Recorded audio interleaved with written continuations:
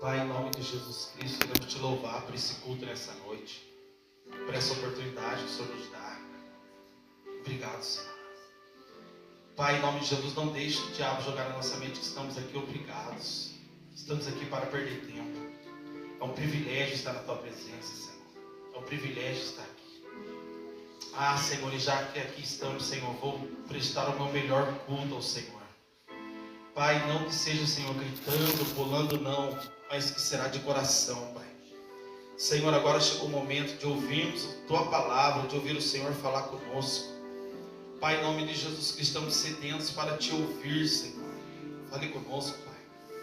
Não aquilo que queremos ouvir, mas aquilo que o Senhor quer falar, tratar ao nosso coração. Precisamos ser melhores, Deus. Precisamos ser melhores crentes, melhores pessoas. Precisamos, Pai. Fale conosco, Deus, em nome de Jesus. Usa o Teu Filho nessa noite para a glória do Teu nome. Apenas para a glória do Teu nome. É o que nós pedimos, te agradecemos e te louvamos para todos sempre. Amém. Amém. Glória a Deus. Obrigado. Meus irmãos, a paz do Senhor Jesus. Amém. Pode se assentar. Em nome de Jesus. Há algum tempo atrás, Deus tinha colocado algo no meu coração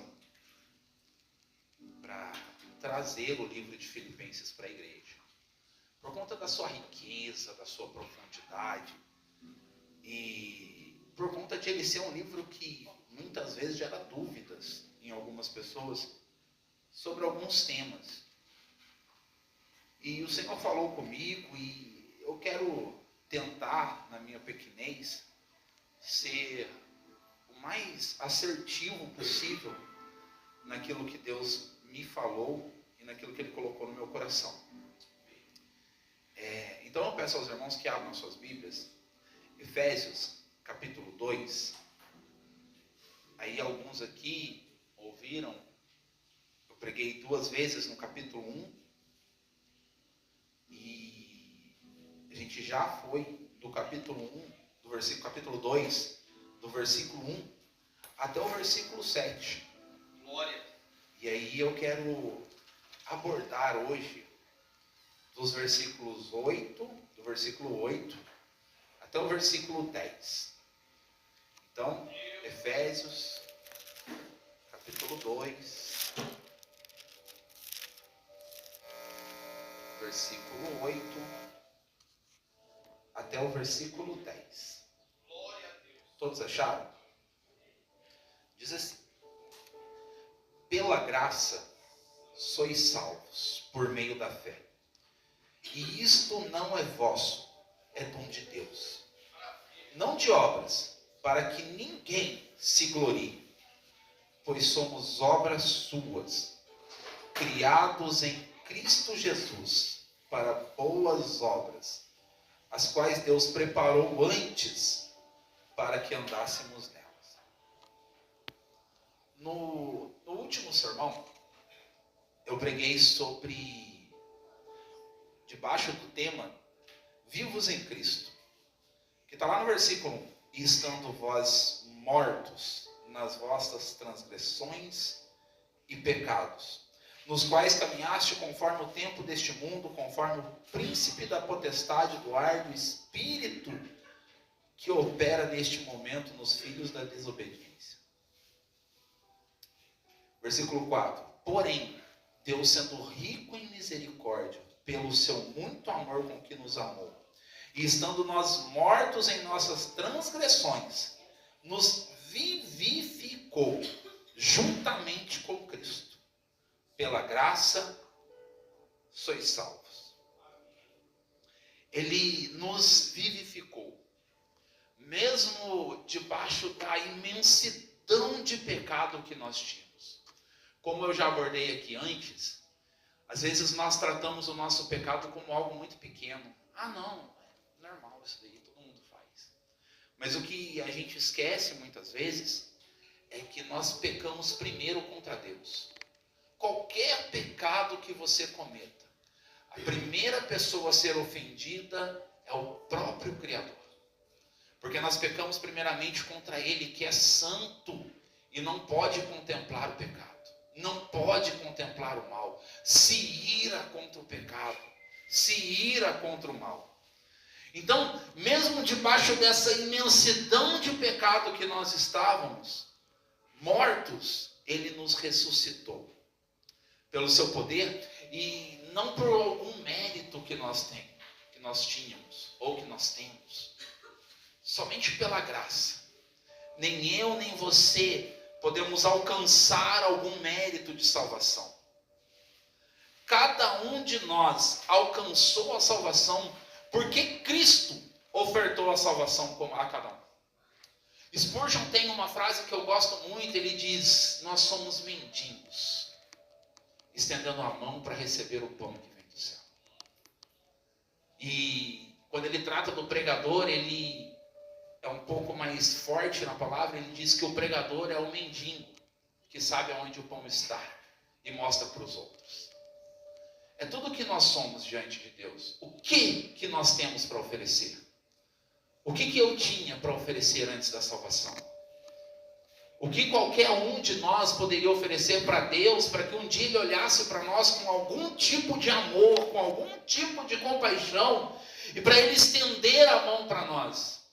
Foi somente graça. E nós só podemos entender o tamanho da graça quando nós entendemos o tamanho do nosso pecado. Nós só podemos entender o mérito que Deus tem e o tamanho do louvor que eu tenho que dedicar a Ele quando nós entendemos o quão pecadores nós somos. Foi o próprio Jesus que disse: aquele que ama mais é o que mais foi perdoado.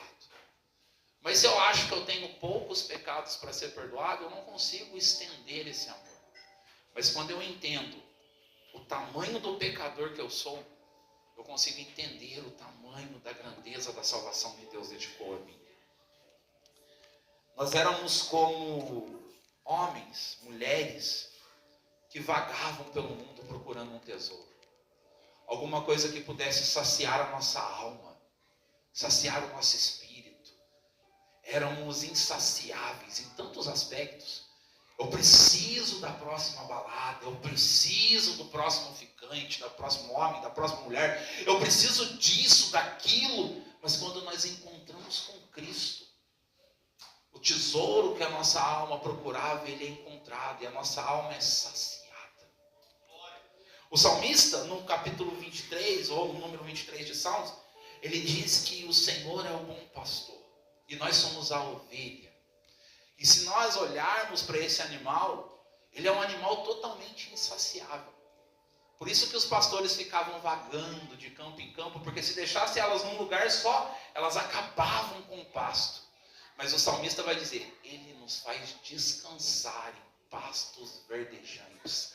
Por quê? Porque quando nós estamos em Cristo, a nossa alma é saciada. Eu não preciso mais de muita coisa, eu tenho Ele. E quando eu tenho Ele, o resto é só isso. Resto. E a partir daqui, Paulo entra em um ponto muito delicado para algumas pessoas. E às vezes para nós, quando nós lemos esse texto de uma maneira mais acurada, por assim dizer, quando nós estudamos o livro de Efésios, nós chegamos aqui num ponto em que divide a opinião dentro da academia teológica. Para quem já estudou teologia, não sei se você já chegou nesse ponto, mas vai chegar. Vai dividir opiniões. O que vem primeiro? A fé ou a salvação? Eu sou salvo porque eu tenho fé? Ou eu tenho fé porque eu sou salvo? É uma pergunta difícil. Complicada. Por isso que há 2000 anos tem muita gente debatendo esse assunto. Mas eu acredito que o tema não seja tão difícil assim se nós olharmos desde o capítulo 1. Quando nós vamos lá para o capítulo 1, onde ele inicia dizendo que Cristo salvou um povo. Quem estava aqui lembra que eu disse que a salvação é corporativa? Deus salvou a igreja. E a igreja ela é predestinada ao céu. E tudo que fica é a pergunta: eu vou estar nela ou não? Quem está na arca foi salvo. Quem ficou de fora, não. Quem está dentro da igreja é salvo. Quem não está... Isso era assim desde o Antigo Testamento. Lá no Antigo Testamento, Deus escolheu um povo. Esse povo proclamaria o Evangelho, mas era uma eleição corporativa. Israel é escolhido. Funciona da mesma forma para a igreja. A igreja é escolhida. Então lá no capítulo 1 ele vai dizer isso. Dizendo que a salvação é essa graça, é esse favor imerecido. E que a certeza da salvação está somente no mérito de Cristo. E isso não poderia ser diferente. E aí nós vamos para o texto, que diz o seguinte, versículo 8. Porque pela graça sois salvos, por meio da fé. E isso não vem de vós, é dom de Deus. A salvação ela vem pela graça. Então, primeiro vem a graça. Não pode ser a fé. Primeiro é a graça. Nós não temos mérito para alcançar a graça de Deus. Porque se eu acreditar que eu tive fé e Deus me salvou pela fé que eu tive, Deus é devedor. Mas como eu não tenho nada para oferecer, é graça, eu não poderia ter fé sem antes Ele me alcançar. Então, sabendo que o homem não tem nada para ofertar ao Senhor que produz a salvação, Isaías diz, Isaías capítulo 64, versículo 6. Mas todos nós somos como o imundo, e todas as nossas justiças, eu gosto de gravar isso daqui, é o termo justiça, como trapo de imundícia. E todos nós caímos como a folha, e as nossas culpas como um vento nos arrebatam.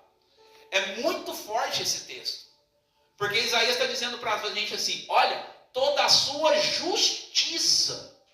É como se Isaías dissesse assim, olha, esquece os seus pecados, esquece aquilo que você tem de ruim, esquece o mau caratismo que às vezes a gente tem, pega só a parte boa. Está vendo tudo isso daqui? Isso é trapo de imundícia. Descartando o que já é lixo, pegando só o que é bom. Isaías vai dizer, trapo de imundícia. E o termo para nós, às vezes é simples, mas o termo que Isaías estava usando para aquele povo era pesado. Porque, lembra dos leprosos da Bíblia? Que tinha que ficar afastado por conta do mau cheiro, por conta que transmitia a doença. Eles enrolavam aqueles trapos no leproso. O que tirava dele, às vezes com resto de pele, com pus, carne podre. É forte ter essa imagem na mente. Isaías está dizendo, é isso aqui, a sua justiça diante de Deus. E ele diz, todos nós caímos. Todos nós caímos como a folha. E as nossas culpas como um vento nos arrebatam. Ou seja, todos são culpados. Ninguém pode fazer o bem. Paulo completa isso em Romanos dizendo, não há ninguém que faça o bem, não há ninguém que busque a Deus. Todos se extraviaram, todos se fizeram culpados, todos são destituídos da glória de Deus. Mas aprove ao Senhor nos chamar. Ninguém buscou a Deus sem antes ter sido buscado por Ele. Olha o que João, no capítulo 15, versículo 16, diz. Não me escolheste vós a mim, mas eu vos escolhi a vós. E vos nomeei para que vades e deis fruto. E o vosso fruto permaneça, a fim de que tudo quanto em meu nome pedirdes ao Pai, Ele vos conceda. Esse versículo é muito amplo, mas se a gente pegar só a parte A aqui, já é o suficiente para nós. Não me escolheste vós a mim, mas eu escolhi a vós. Jesus olhou para você com todo esse pecado, mesmo a parte boa sua sendo ruim diante de Deus, mas Ele diz, eu escolhi você. Eu escolhi você. Você não podia me escolher, mas eu escolhi você. Mas por que, Rafa, que Deus nos escolheu, mesmo você dizendo tudo isso? João capítulo 3, versículo 16 diz o seguinte. Porque Deus amou o mundo de tal maneira que deu seu Filho unigênito para que todo aquele que nele crê não pereça, mas tenha a vida eterna. Há uma dinâmica na Trindade. Ninguém vai a Cristo se o Pai não o enviar. Mas ninguém vai ao Pai se Cristo não o levar. E como que funciona isso? Deus olhou lá de cima, com um amor que não dá para colocar em palavras. Você vai sentar, teve uma reunião há poucos dias, e juntaram 100 dos melhores teólogos do mundo, na sala do Mackenzie, aqui no Brasil. E um dos temas deles foi tentar descrever o amor de Deus em palavras. 100 dos melhores teólogos do mundo. Alguns deles, talvez, com a Bíblia toda decorada. Não dava para descrever. E aí a gente vai para temas mais simples, porque é complexo demais para a nossa mente. Toda a explicação que nós precisamos está nisso. Deus amou muito. Deus olhou para nós com um amor que nós não conseguimos entender. E Ele criou um plano de salvação. Esse plano envolvia o Filho. Quando Deus entrega o Filho, Ele nos dá de presente para Ele. A prova do amor de Deus está na cruz de Cristo. E não há prova maior do amor de Deus do que Cristo crucificado. Essa foi a demonstração maior da graça. Como eu não poderia ofertar nada para a minha salvação, o próprio Deus ofertou no meu lugar. Como eu não tinha nada para oferecer, o próprio Deus ofertou algo que era grande demais para nós entendermos. Essa foi a demonstração da graça te encontrando. Quando o Pai moeu o Filho e pelas pisaduras deles nós fomos sarados. O está consumado da cruz, ele é tão forte. A Helene não gosta que eu diga isso, mas só nessa palavra, está consumado, a gente passaria um mês inteiro pregando sobre ela. De tão profundo, de tão grandioso que é, porque o está consumado está atingindo a nossa alma até hoje. Toda vez que você sente o desejo de orar, o está consumado está lá. Toda vez que você sente o desejo de buscar a Deus, o está consumado está ali. Toda vez que nós fazemos algo para glorificar a Deus, o está consumado está ali. Porque eu não poderia ir até Ele, se Cristo não morresse no meu lugar. Sem Ele me chamar primeiro, sem Ele ofertar alguma coisa primeiro. Alguns pregadores dizem assim, dá o primeiro passo que Deus vai reagir. Mentira, Deus já deu o primeiro passo há muito tempo. O Evangelho está escrito lá no começo. Quem descia era Deus para conversar com Adão. Quando Adão caiu, quem desceu foi Deus. Quando foi para escolher um povo, quem desceu foi Deus. E quando foi para nos salvar, Ele desceu também. Quando foi para nos capacitar, Ele desceu como o Espírito Santo. É sempre Deus nos buscando primeiro. É Deus quem te chama para a oração através do Espírito Santo. É Deus quem te impulsiona a estar na igreja. É Deus quem te impulsiona a ler a Bíblia. Como que eu vou dizer que a fé veio primeiro? Foi Ele que me alcançou. Foi Ele que te alcançou. E esse grito de Cristo vai sempre nos levar direto para o Calvário. João capítulo 3, versículo 14 diz assim: e como Moisés levantou a serpente no deserto, assim importa que o Filho do Homem seja levantado. João capítulo 12, versículo 32 diz: e eu, quando for levantado da terra, todos atrairei a mim. A graça, aliás, o horror da cruz, ele nos atraiu. Não havia beleza naquele lugar, Fabrício. Não tinha nada humanamente atraente naquele lugar. Mas nada foi mais belo do que a cruz de Cristo. Quando Cristo verteu o sangue dele na cruz, quando está consumado, foi dito, tudo aquilo que eu precisava para ir até Deus foi entregue. Hoje, nós estamos aqui porque um dia Ele esteve lá. E nós precisamos entender isso, porque algo grandioso está em Romanos. Paulo diz, porque dele, por ele, para ele. E Paulo vai continuar dizendo que Deus deu a fé aos homens, no versículo 8. Vamos lá, deixa eu seguir daqui, que eu acho que eu dei uma perdida aqui. Mas deixa eu voltar. Paulo continua dizendo que Deus deu a fé aos homens. E isso é muito importante a gente distinguir. Porque todo homem, ele tem algum tipo de fé. Qual é o padrão da fé? Ninguém vai dizer melhor do que o apóstolo Paulo, segundo a minha visão. Escreveu em Hebreus capítulo 11, versículo 1.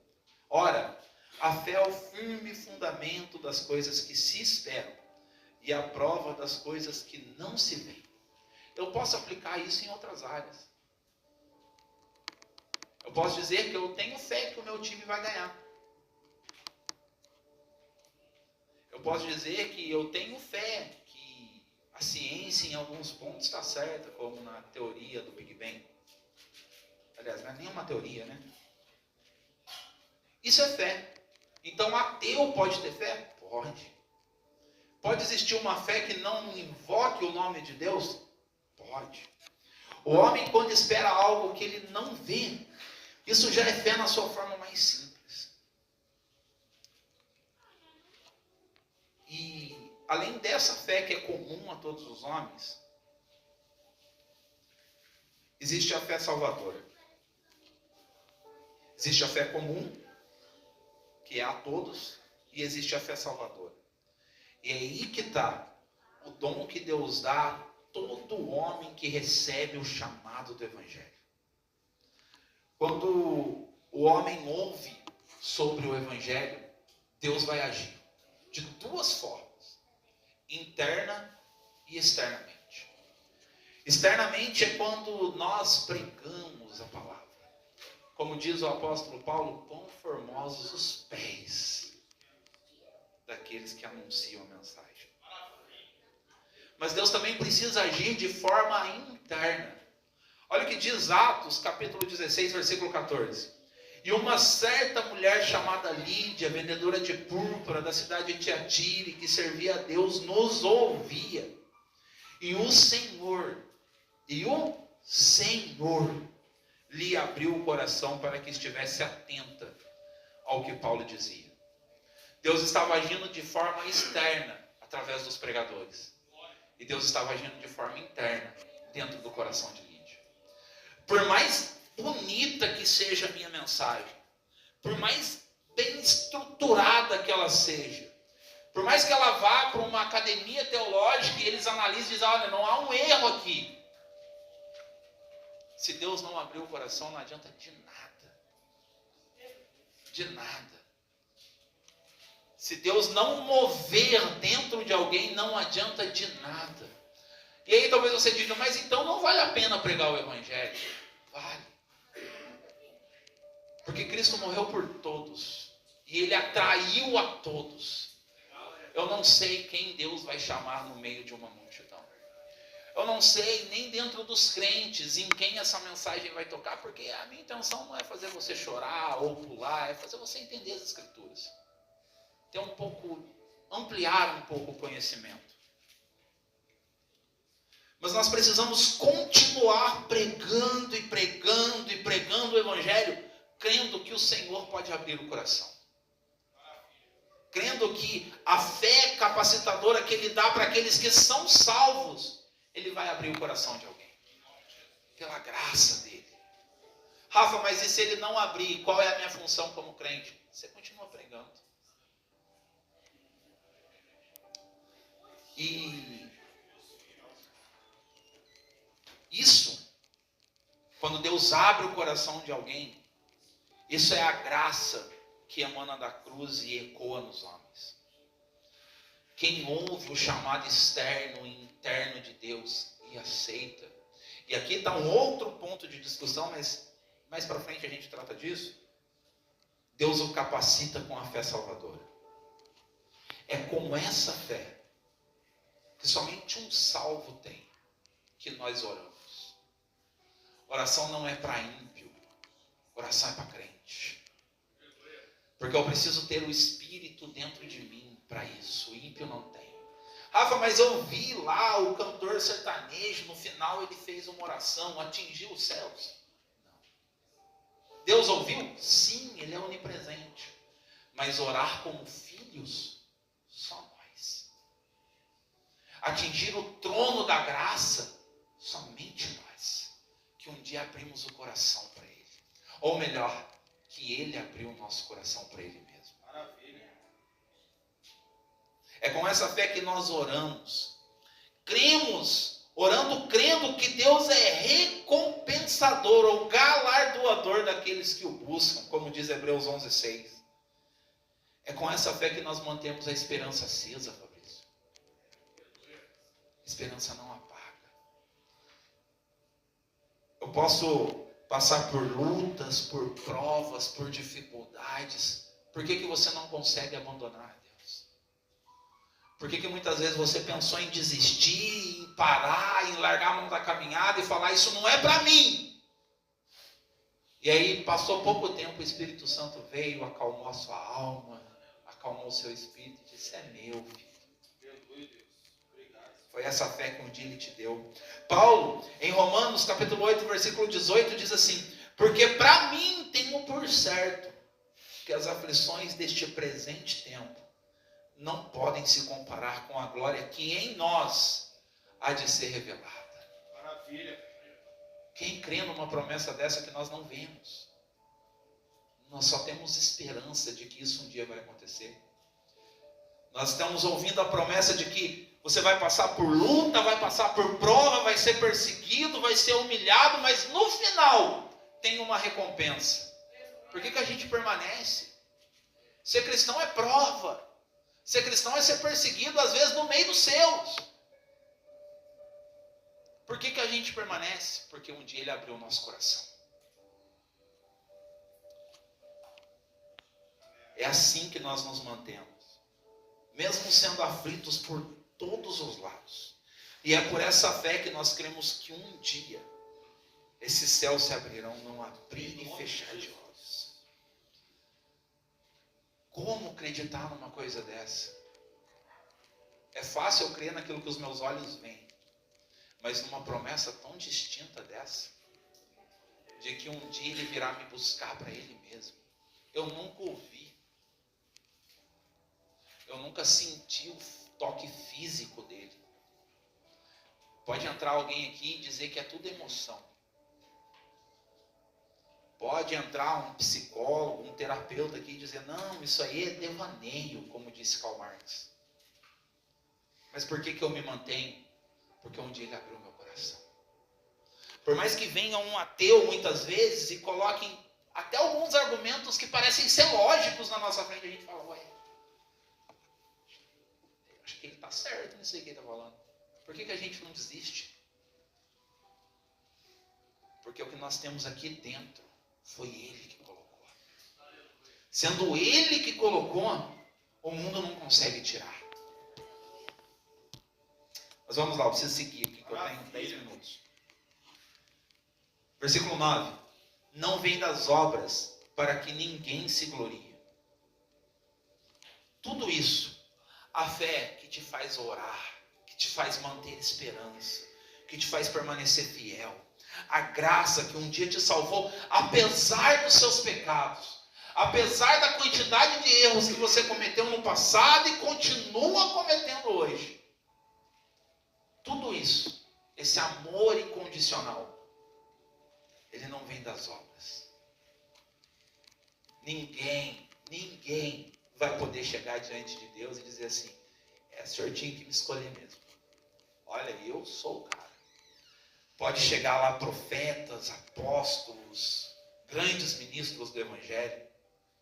Todos eles, juntos, não vão poder se gloriar diante de Deus.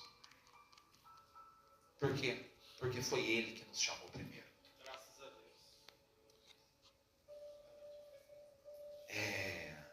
Nossas obras, por mais boas que elas sejam, elas nunca poderiam produzir fruto de salvação. Rafa, por que você fica insistindo nisso? É porque às vezes a gente acha que a gente é bom demais, que a gente é crente demais. Ah, não, eu sou um crente diferente dos outros porque eu oro mais. Não, eu sou um crente um pouco melhor porque além dos 3 cultos da semana eu subo um monte, eu desço um monte, eu oro na madrugada, eu faço isso, eu faço aquilo. A gente precisa entender que tudo é graça. Se eu faço tudo isso, é graça. Não tem obras para nós nos gloriarmos diante de Deus. Nada que eu possa produzir vai me fazer poder chegar diante de Deus e me gloriar de alguma forma. Dizer, Senhor, eu orava 10 vezes por dia. E Deus vai dizer, porque eu te capacitei para isso. Senhor, eu subia monte todo dia, varava madrugada lá, em jejum, em oração, em consagração. Mas quem te capacitou fui eu. Nós não podemos nos gloriar diante de Deus. E entender isso, abaixa a nossa bola. Porque, eu não sei se foi só comigo, mas isso já aconteceu. De achar que se eu sou um crente melhor porque eu faço isso, aquilo, aquilo outro. Mas eu não sou, ninguém é. O que nós somos? Capacitados por Ele. Que direito eu tenho de me gloriar, seja pelo que for, por orar mais, por conhecer mais as Escrituras, por ser evangelista, ou por ser pastor, ou por ser diácono, ou por cumprir uma função. Como eu posso me gloriar diante daquele que me chamou e me capacitou? No versículo 10, Paulo diz, porque somos feitura sua, criados em Cristo Jesus para as boas obras, as quais Deus preparou para que andássemos nelas. Criados para as boas obras, não pelas boas obras. Nascidos de novo para as boas obras. Maravilha. Primeiro Deus teve que te fazer uma nova criatura. Há quem diga que o ato de Deus nos gerar de novo, nos salvar, equivale ao milagre da criação do universo. Deus pegar algo podre como nós éramos e transformar numa nova criatura aceitável para Ele. Deus seja louvado. Glória a Deus. Nós nascemos de novo. E depois disso Ele nos chama para boas obras que Ele preparou. Ou seja, as nossas boas obras são presente de Deus para nós. Primeiro Deus nos ressuscita, nos tira do estado de mortos em pecados e nos traz a vida através de Cristo. Depois Ele nos enche com a fé salvadora e através dela nos capacita para a boa obra que Ele preparou, para depois nos recompensar por essas obras. É esse Deus que você serve.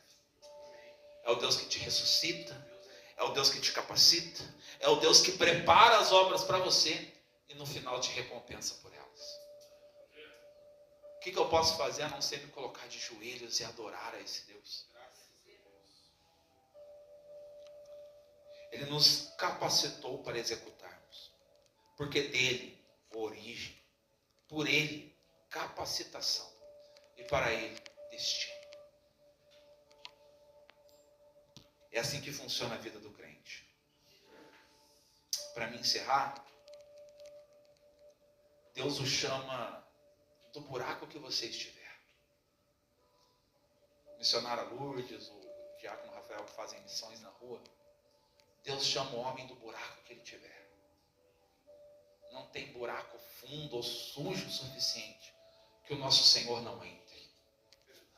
Quem nivela as pessoas somos nós. A gente olha, talvez não dê.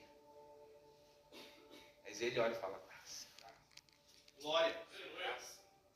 A gente olha, às vezes, para um crente que costuma cair frequentemente, a gente fala, esse aí não dá, não. Você fala assim, dá sim. Quem chamou fui eu. Então Deus tira o homem do buraco que ele tiver, da fundura que tiver, na sujeira que tiver. Ele tira o homem de dentro da sepultura. Como eu disse, estávamos mortos em delitos e pecados. E Deus nos ressuscitou.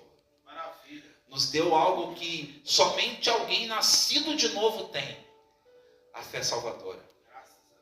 É com essa fé que nós vamos vencer os dias ruins. E isso não é pensamento positivo, não, gente. Não pensa positivo que vai dar certo. Balela essa história. Crente não tem pensamento positivo, crente tem fé. Aleluia. Que tudo vai dar certo. Por quê? Porque eu tenho uma promessa. Glória. Qual promessa? De que em Cristo nós somos mais que vencedores. Deus é fiel. É com essa fé que eu permaneço de pé. Maravilha. A certeza absoluta que Deus está cuidando de mim. Rafa, mas eu estou passando por um momento assim, assim, assado. Mas a palavra diz, todas as coisas cooperam juntamente para o bem daqueles que amam a Deus. Maravilha. Eu creio nisso. Isso é fé. Que mesmo no momento ruim, e sabendo que ele vai piorar, de alguma forma aquilo coopera para o meu bem. Como que eu sei disso? Eu não faço ideia, mas Deus prometeu. Deus é bom. Eu creio.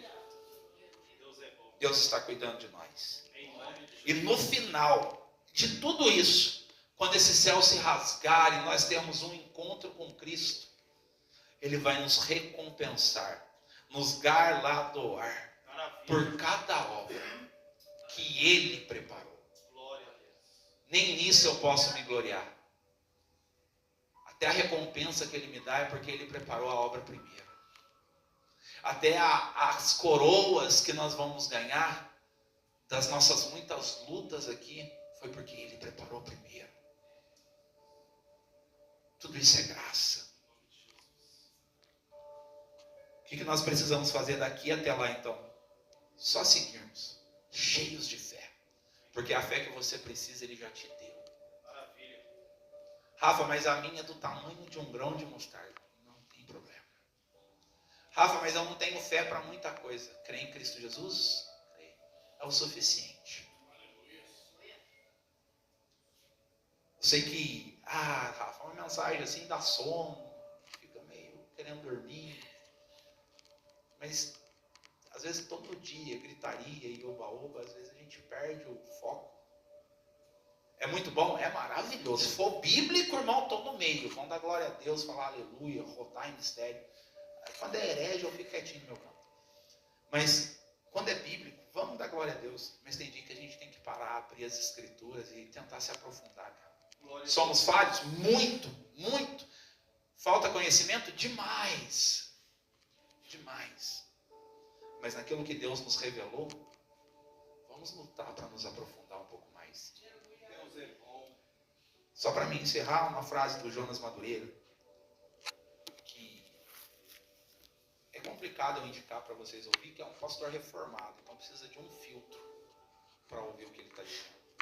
Mas algo que ele disse é uma verdade. Parece que Satanás tem lutado e tem vencido a igreja em uma coisa. Isso daqui. Não tem mais na nossa boca o está escrito. Falta para nós conhecimento profundo das Escrituras. Eu estava lendo um livro do Paul Washer esses dias, e num relato dele, que para mim é um homem brilhante, não sei se alguém já leu algum livro dele, mas para mim é um homem brilhante. Ele disse que pegou um livro de lógica dos puritanos e ele não conseguia entender. E quando ele chegou no final do livro, ele viu que o livro era designado para crianças de 8 anos. Lógica na Bíblia. Sabe, uma matéria que às vezes a gente ignora, mas não é nem esse o foco.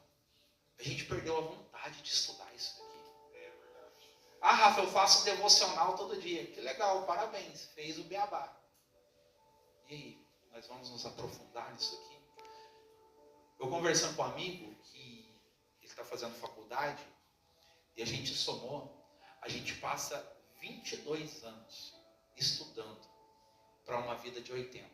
Então você já tira 22 da vida de 80. Sabe quanto? Quem que é bom de matemática? 58? 58 anos para você viver daquilo que você estudou. Os 22 anos. Você viver tudo isso, né? Mas, por quanto tempo a gente passa com isso aqui, que vai levar para a eternidade? quanto você conhece disso daqui determina o quanto você ama a Deus. Não, Rafa, nada a ver. Como que eu amo quem eu não conheço? Já pensou? Vou dizer para você, está aqui a sua esposa. Ama ela. Eu nunca vi essa mulher na vida. É por isso que muitos vão chegar naquele dia e vão dizer, Senhor, no teu nome eu preguei. Senhor, no teu nome eu expulsei demônios. Profetizei, curei. Você vai falar, mas eu não te conheço. Você nunca passou tempo com ele. Porque orar é a hora que eu falo. Ler a Bíblia, estudar a Bíblia, entender a Bíblia, porque ler somente é legal, bacana. Mas tem textos que a gente não entende. Precisa se aprofundar.